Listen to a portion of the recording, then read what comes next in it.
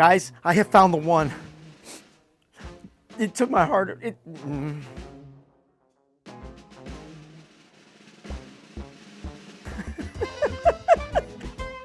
I found the one.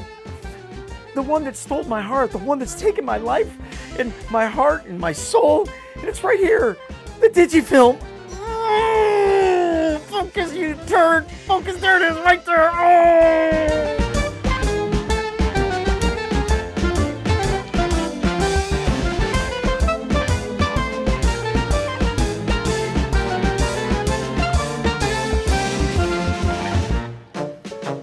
Hey guys, if you follow me for any amount of time, you know I love me some cameras.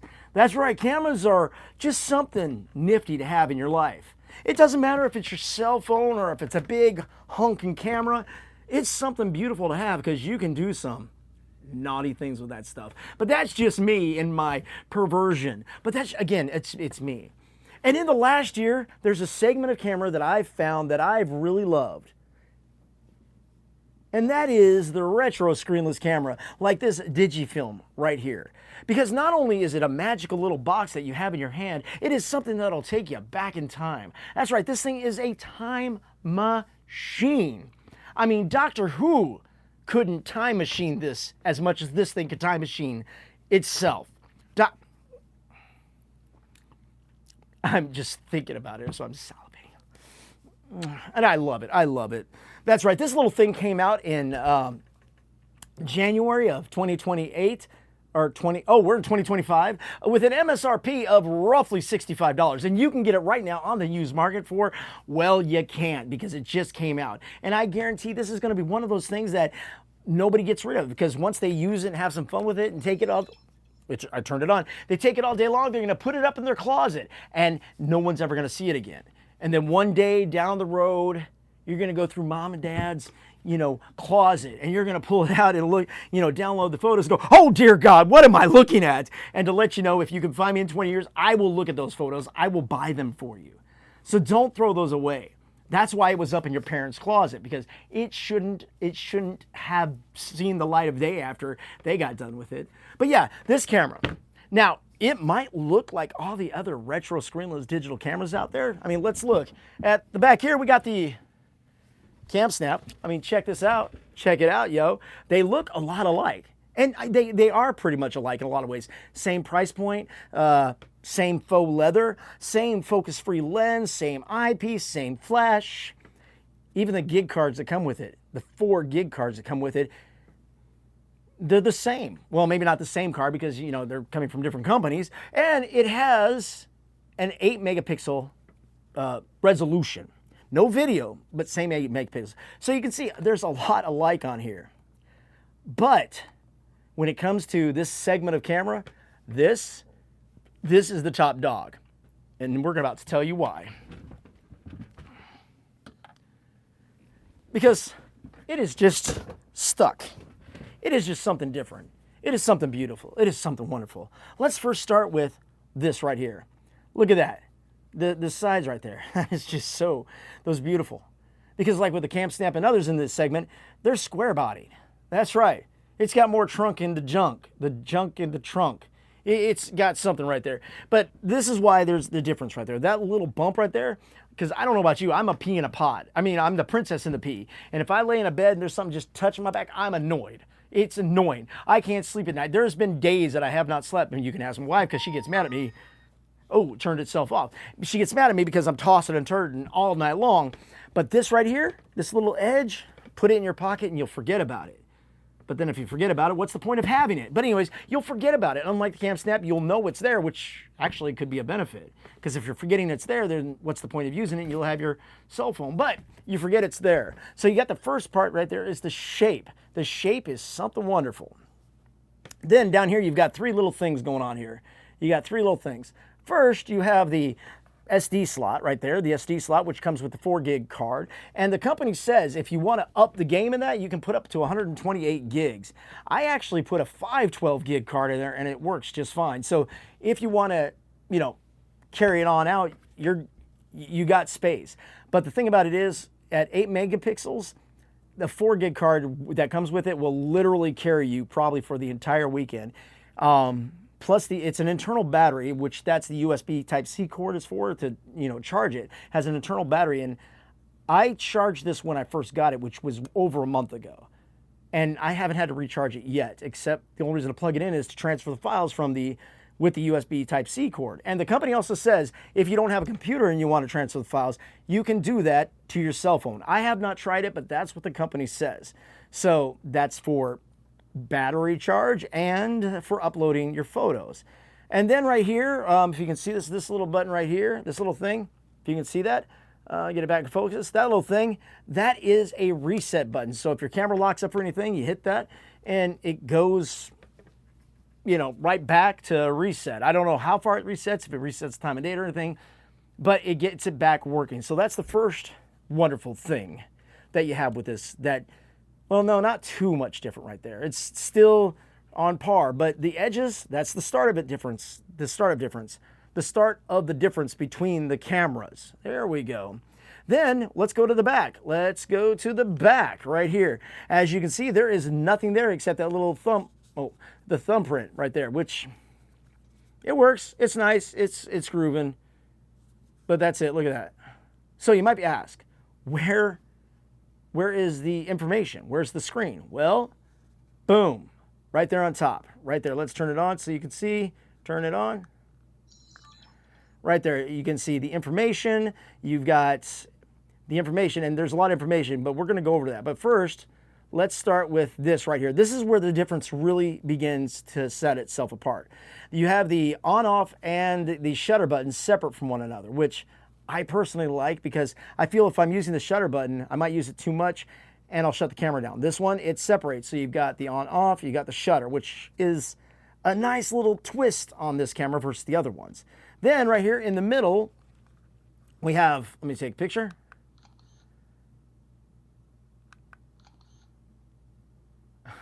You have how many shots you've taken. So that's what it does. It just lets you know how many shots you have taken. I haven't even really tried to see how many shots I can get, but with the 4 gig card, I think the company says you can get up to 500 to 1,000 shots with the 4 gig card. So if you have the 120 gig, if you have the 512 gig card in there, you're gonna go a while on those photos. I mean, this thing will carry out the whole entire weekend.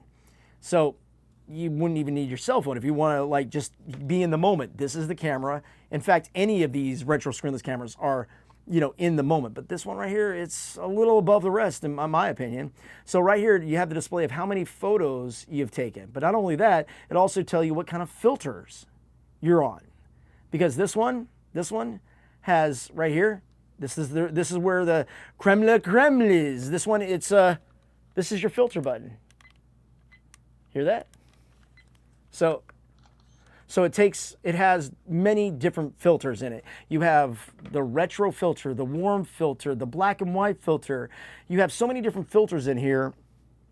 I think you get up to like, how many filters? 1, 2, 3, 4, 5, 6, 6 different filters. So with other ones out there, they don't come with filters. And some they do come with filters, but then you've got to download the filters to get it to work. This one, the filters are right there. There's no going out to go download the filters if you want to get them black, white, or retro, or you're stuck with what it gives you. The filters are right here, good to go. So that is the first thing that separates this from the other retro screenless cameras out there on the market. Then on top of that, the flash button, right? So you have normal mode and you have flash mode. Now, why is the flash mode important? Well, if you're indoors, the flash will always come on all the time because this thing is on auto. So it doesn't matter what filter you're on, the flash will always come on. But if you're outside, the flash won't come on. But if you have it on the flash button, the flash will be on as much as you need it. That's the difference between this one. Like the other ones, they have an on-off auto. This one is just automatic or always on. There's not a lot of change in that whatsoever. And then the last thing on this camera that sets itself apart from the other cameras is the shutter. It's pretty responsive, but listen to this. Hear that? 1/1000, two.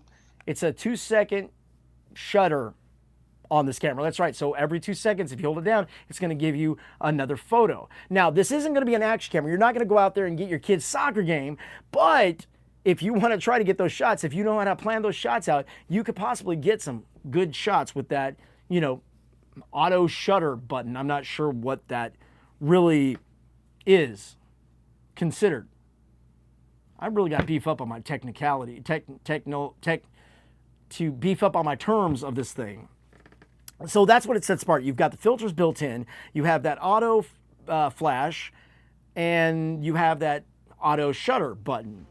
But outside of that, there's not much more. I mean, it's a retro screenless camera. So let's now go get some photos and let you see how this camera does, and let you guys, of course, be the judge. I'll see you in a minute.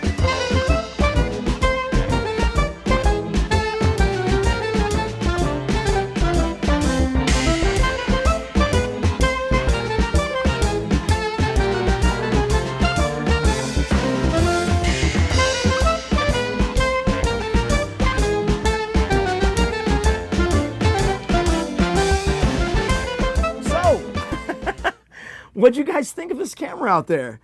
I'm going to tell you, I liked it. I like it as much as I like any of the other cameras, the retro screenless cameras out there on the market. And there's not much I can complain about this camera, except for I did forget it a couple of times in my pocket, which that was kind of bad because there were some moments I wanted to use it, but it felt like I had my cell phone in my pocket, so I was thinking it was my cell phone. So there's not much else really bad to say about this camera. I mean, I think I had one mess up with it where I had to hit the reset button to get it back in gear. Oh, and there was the point where the SD card did slide out without me knowing it, and I had to search for the SD card, but I got it back now.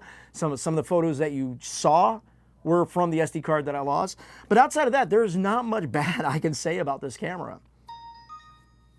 And it shuts off apparently after so many seconds. Now, and in the positive of this, the company, when I was talking to them, they were really responsive.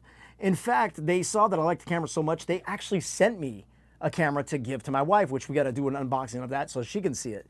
So the company's a good company to talk to, and there's nothing really bad about this. Now, the company, as of late, I have not been able to communicate with them. They've lost communication, so I don't know if they're still out there, if you can still get these cameras. But if you can get these cameras, or if you can get any camera, just remember what I always say. Go get a camera and show the world how you see it. So I'll see you guys next time on The Average Guy. And don't forget, guys, we got the Dorky Dudes review coming up really soon. I've just got to figure out some kind of content, because basically I'm going to be doing the videos in the same background, but with different content involved. So I hope to see you guys soon. Talk to you later.